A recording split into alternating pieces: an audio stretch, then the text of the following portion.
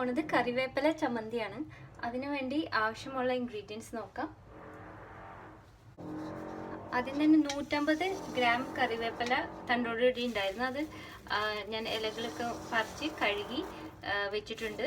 അപ്പോൾ ഇതൊരു വലിയ 4 പിടി വരും. അളന്ന് നോക്കുമ്പോൾ ഞാൻ പറയാം എത്ര ഉണ്ടെന്ന്. അപ്പോൾ ഞാനിത് അളന്നിട്ടുണ്ട്.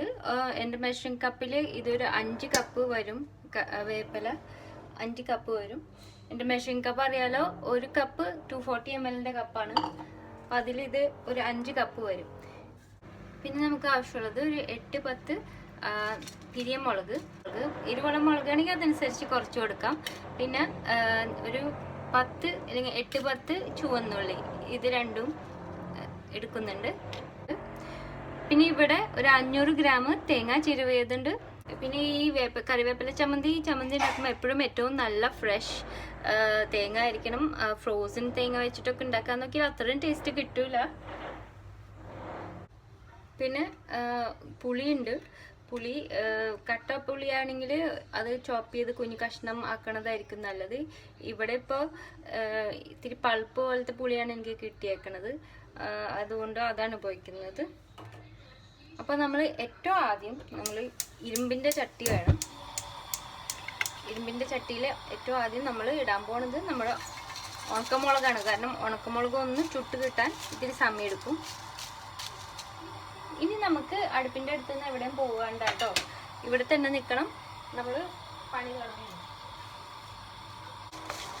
ഈ ഉണക്കമുളകിൻ്റെ ഒക്കെ ഒരു മണം കിട്ടണ വരെ ഒന്ന് ഇളക്കി കൊടുക്കണം. നന്നായിട്ട് ഇളക്കി കൊടുക്കണം. കറുത്തൊന്നും പോകണ്ട. ഇത്തിരി സമയം എടുക്കും നമ്മുടെ ഉണക്കമുളകൊന്ന് ചുട്ട് കിട്ടാൻ.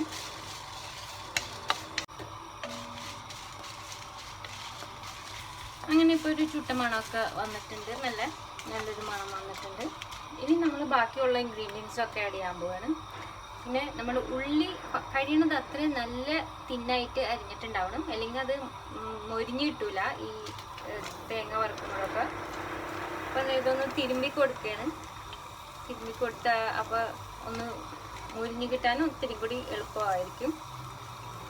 വലിയ പീസായിട്ട് ഇട്ടാൽ മൊരിഞ്ഞ് കിട്ടാൻ ഭയങ്കര പ്രയാസമായിരിക്കും. പിന്നെ നമ്മൾ തേങ്ങ ആഡ് ചെയ്യാൻ പോവാണ് അടുത്തതായിട്ട്.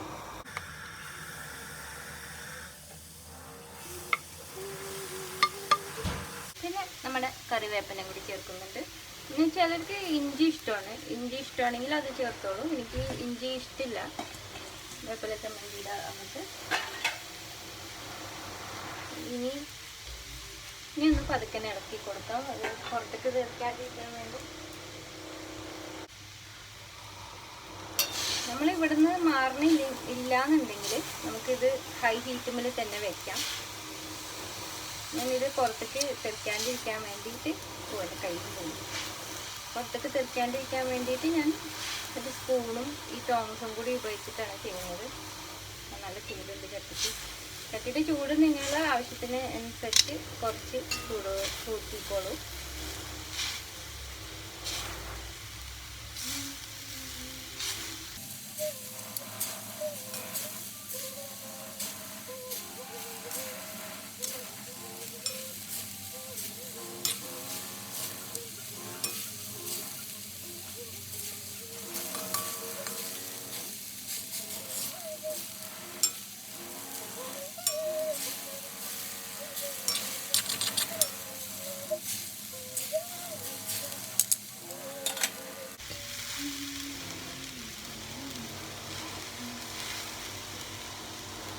നല്ലൊരു മണമാണ് ഇപ്പോൾ വരുന്നത്. ഒന്ന് മിക്സ് ആക്കിയിട്ട് നമുക്ക് നമ്മുടെ പുളി ആഡ് ചെയ്യാം.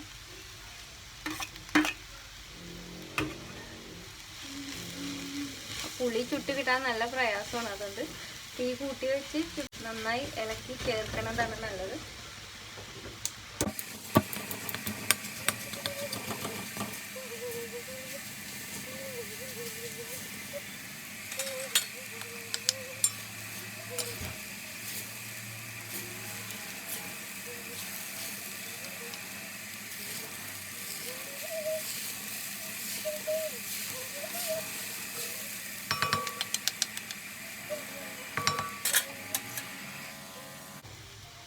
ഇതിലേക്ക് ഉപ്പ് ചേർക്കുന്നുണ്ട്.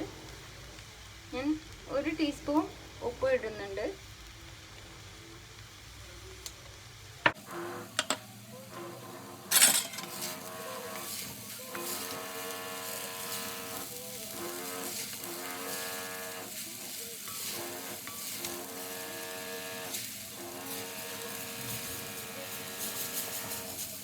ഈ സമയത്ത് നമുക്ക് ഇട്ട് തുടങ്ങുമ്പോൾ നമുക്ക് പച്ചമുളകും ആഡ് ചെയ്യാം. ഞാനിവിടെ ഗാർഡനിൽ ഉണ്ടായ ചുവന്ന മുളകാണ്, എന്നാലും അത് ആഡ് ചെയ്യുന്നുണ്ട്.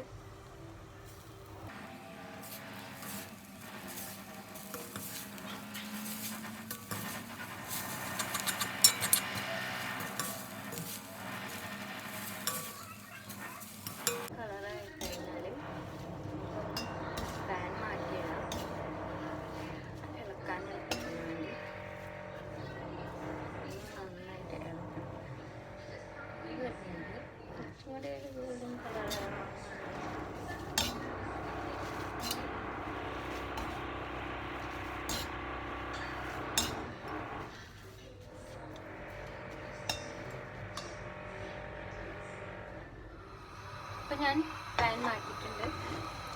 ഈ മാർബിൾ കോട്ടിംഗ് ഉള്ള പാനാണ്. അപ്പോൾ ഇത് ഒന്ന് നന്നായിട്ട് ഇളക്കാൻ വേണ്ടിയിട്ടാണ് പാൻ മാറ്റിയത്.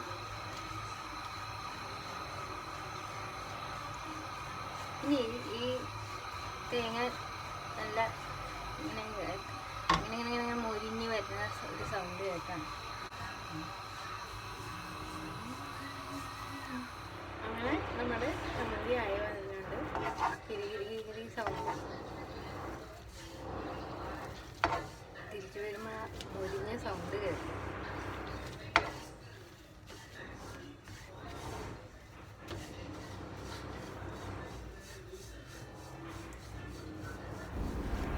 ഏറ്റവും അവസാനം ഒന്ന് ഉപ്പ് നോക്കിയിട്ട് ആവശ്യത്തിന് ഉപ്പില്ലെങ്കിൽ ഒന്ന് ചേർത്ത് കൊടുക്കണം.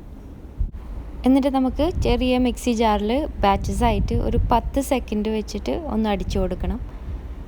ഒരുപാട് പൊടിഞ്ഞ് പേസ്റ്റ് പോലെ ആയി പോകരുത്. ഒരു തരിതരിപ്പ് വേണം നമ്മുടെ തേങ്ങാ ചമ്മന്തിക്ക് വേണ്ടി.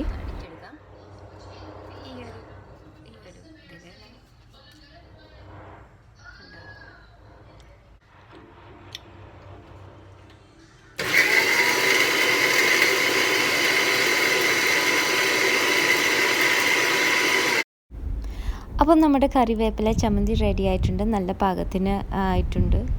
വറവും തരിയും ഒക്കെ കറക്റ്റിനായിട്ടുണ്ട്.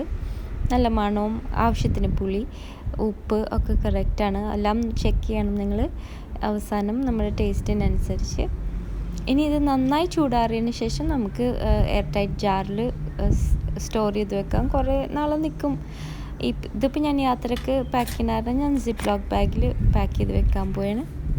അപ്പോൾ എല്ലാവർക്കും ഈ റെസിപ്പി യൂസ്ഫുൾ എപ്പോഴെങ്കിലും ആവുമെന്ന് വിചാരിക്കുന്നു. അടുത്ത പ്രാവശ്യം കാണുന്നവരെ താങ്ക്സ് ഫോർ വാച്ചിങ്. ബൈ.